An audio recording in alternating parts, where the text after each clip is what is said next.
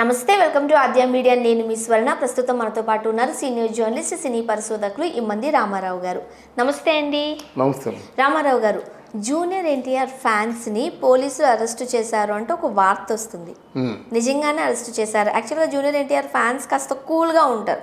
Compare చేస్తే mega compound fans కాస్త అగ్రెసివ్గా ఉంటారు, వింటూనే ఉంటాం. బట్ జూనియర్ ఎన్టీఆర్ ఫ్యాన్స్ కాస్త కూల్గానే ఉంటారు అని అంటూ ఉంటారు. కాబట్టి ఎందుకు అరెస్ట్ చేశారు, ఏం చేశారు వాళ్ళు?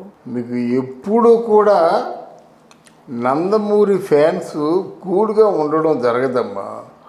కూల్గా కనిపిస్తారు కానీ వాళ్ళు చాలా హాట్గా ఉంటారు. ఎన్టీఆర్ ఫ్యాన్స్ చాలా హాట్గా ఉంటారు, బాలకృష్ణ ఫ్యాన్స్ చాలా హాట్గా ఉంటారు, తారక్ ఫ్యాన్స్ కూడా చాలా హాట్గా ఉంటారు. వాడు ఎంత హాట్గా ఉంటారంటే వారు ఏమనుకుంటే చేసేస్తారు. ఎవరి విషయం కూడా ఆలోచించరు. సరే, మా తాలూకు ఆయన మా అభిమాన హీరో ఇలా అంటాడు, అట్లాంటి ఆలోచనలు కూడా లేవు. అయితే ఈ మధ్యకాలంలో ఎన్టీఆర్ తాలూకు ఆ త్రిపురారు పుణ్యం అంటూ ఆయన రేంజ్ పెరిగింది. మనకి ఆంధ్రాలోనే కాకుండా కర్ణాటకలో కూడా ఎన్టీ రామారావు గారి తాలూకు కర్ణాటకలో కూడా నందమూరి తారక్ రామారావు అంటే జూనియర్ ఎన్టీఆర్ తాలూకు ప్రభ పెరిగిందన్నమాట. అయితే మన కొరటాల శివ దేవర కటౌటు కర్ణాటకలో రాబర్ట్సన్ అక్కడ థియేటర్లో అంటే ఎన్టీఆర్ తాలూకు జూనియర్ ఎన్టీఆర్ తాలూకు కటౌట్ ఒకటి ఉంది, దేవర కటౌట్ ఉంటే మరి తారక తాలూకు అభిమానులు అందరూ ఏం చేశారంటే 2 మేకలను తీసుకొచ్చి ఆ మేకలతో రక్తాభిషేకం చేశారు. మేకని ఆ కటౌట్ దేవర కటౌట్ మీద మేకలను కోసేసి మొత్తం కటౌట్ అంతా రక్తంతో తడిపేశారన్నమాట. అలా 2 కటౌట్లతో రక్తంతో తడిపేసిన తర్వాత మళ్ళీ ఆ బాడీని తీసుకెళ్ళిపోయారు. ఏదో బిర్యానీ ఏదో వండుకుంటారన్నమాట. ఈ మాట అక్కడ ఇక్కడ మొత్తానికి విని పోలీసులకి తెలిసిన తర్వాత ఆ ఎన్టీఆర్ ఫ్యాన్స్ ఎక్కడున్నారో ఆ విషయం తెలుసుకొని అక్కడికి వెళ్ళి 9 అరెస్ట్ చేశారు. కానీ యాక్చువల్గా ఈ జంతు హింస అనేది లేకపోతే ఇలాంటి పనులు అయితే చేయకూడదు కదా. చేయకూడదమ్మా, ఎవరు చేయమని చెప్తారు? జంతువులు అంటే అది కాదు కదా, పైశాచిక ఆనందం. అది రక్తంతో అభిషేకం చేయడం అంటే అసలు చూడలేం కదా. ఆ సెన్సార్ మరి ఎందుకు దాన్ని రక్తం కనిపించకూడదు, వేటు కనిపించకూడదు అని సెన్సార్ ఎందుకు చెప్పారు? అది ఆ జంతు బలి అన్నది అది కరెక్ట్ కాదు.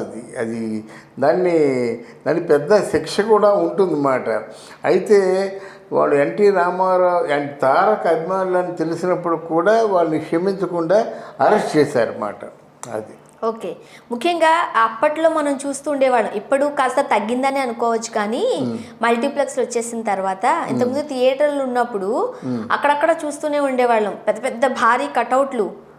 ఓకే, ఇలా చూడాలి మనం హీరోలు చూడాలంటే కటౌట్లు కదా, ఇంతేసి పూలదండలు. ఆ సినిమా మారిపోయి ఇంకో సినిమా వచ్చినా అవి మాత్రం మారేవి కావు. అవి తీస్తే గొడవ కదా.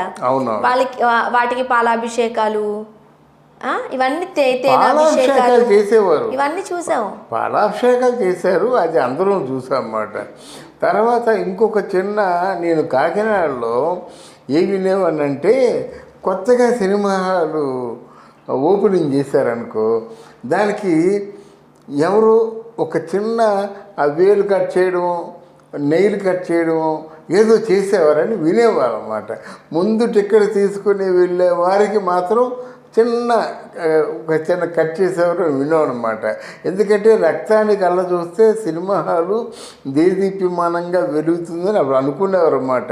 నేను కాకినాడలో వెంకటేశ్వర టాకీస్ అంటే మున్సిపల్ ఆఫీస్ ఎదురుగా ఉంది కదా, అంటే మన సూర్యకళ మందిర్ పక్కనే ఉండేది వెంకటేశ్వర.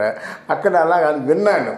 అలా కల్పన టాకీస్ కూడా ఆ పొగారు వచ్చింది, స్వప్న కూడా అది పొగారు వచ్చింది. స్వప్నలో పాకీజా ముందు సినిమా రిలీజ్ అయింది, ఎవరు ముందు సినిమాకి టికెట్ చేశారంటే వాళ్ళకు బాగా డబ్బులు ఇచ్చారు, డబ్బులు ఇస్తే వాళ్ళు వెళ్ళారు రక్తం ఇవ్వడానికి అని అనుకుంటుండేవారు. ఎంతవరకు నిజమో నాకు తెలియదు, కానీ ముందుగా టికెట్లు తీసేవాళ్ళు రక్తాన్ని బలి చేసేవారని విన్నాం. కానీ కటౌట్కి రక్తంతో అభిషేకం చేయడం ఏంటి?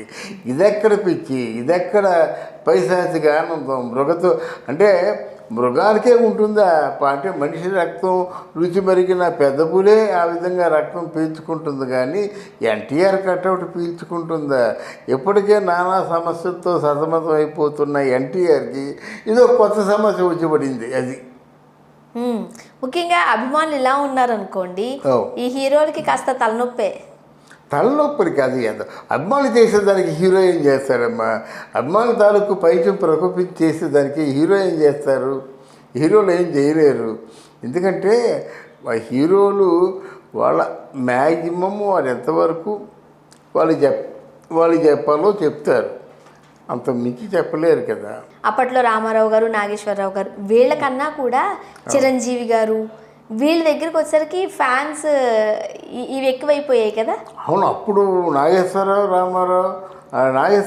రామారావు గారు అప్పుడు పేడలతో కొట్టుకునేవారు, కానీ శోభన్ బాబు, కృష్ణ వాళ్ళ గట్టి కొట్టుకునేవారు అన్నమాట.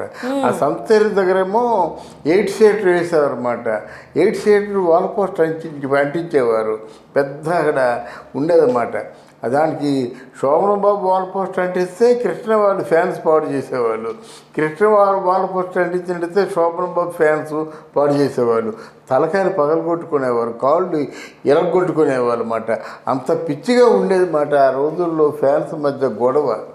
అది ఇప్పుడు తగ్గిపోయింది. ఫ్యాన్స్ ఇలాగ పాలతో అభిషేకాలు చేయడం, మంచి అది కట్టడలో పెట్టడం, పూలదండలు పెట్టడం ఇలాగా శోభాయమానంగా అలంకరించుకుంటారు, కానీ ఇప్పుడు లేదు. మరి కొత్తగా వింటున్నమాట, 2 మేకలు బలి చేయడం ఉంటే ఆ మేక రక్తం ఎంతసేపు కారు ఉంటుంది? ఆ మేక ప్రాణం పోయినంత వరకు రక్తం అలా కారుతూనే ఉంటుంది, అంతే కదా. ఒక మేకతో వాళ్ళు ఏమన్నా కొంచెం స్వచ్ఛ చెప్పారా? 2వ మేకని కూడా అలా కోసారు, 2వ మేకని కూడా దేవర ఆ వాల్ పోస్టర్కి బలి చేశారంటే ముఖ్యంగా ఆ టైటిల్కి వీళ్ళు చేసే పనికి యాప్ట్ అయ్యింది. బట్ అది సినిమాల్లో అయితే బాగుంటుంది, బయట అంటే కరెక్ట్ కాదు. ఆ సినిమాలో కూడా ఇలా జంతు బలులు ఉండకూడదమ్మా, దాన్ని ఎంకరేజ్ చేయకూడదు. సినిమాల్లో కూడా ఇప్పుడు దేవర సినిమా రిలీజ్ అయినట్టయితే మేకలు కోస్తారు, అక్కడ జంతు బలులు కోస్తారు. మన సినిమాల్లో కూడా అక్కడ గ్రాఫిక్స్ లోనూ అవన్నీ చేయడం చేస్తున్నారు, కానీ ఇప్పుడు అవన్నీ ఏం లేవు. సినిమాల్లో కూడా హింసాత్మకంగా చూపించడం లేదు కదా. అవునవును, ఒకడు అలా చూపించినా సెన్సార్ వాళ్ళు మొత్తం కటింగ్లు వేస్తున్నారు. ఇక్కడ దేవరికి బలి ఇవ్వాలన్నది ఏదో ఒకటి ఉంటుందండి ఈ సినిమా చాలా. ఎందుకంటే ఈ సినిమా వెనక ఒక చిన్న కథ ఉంది.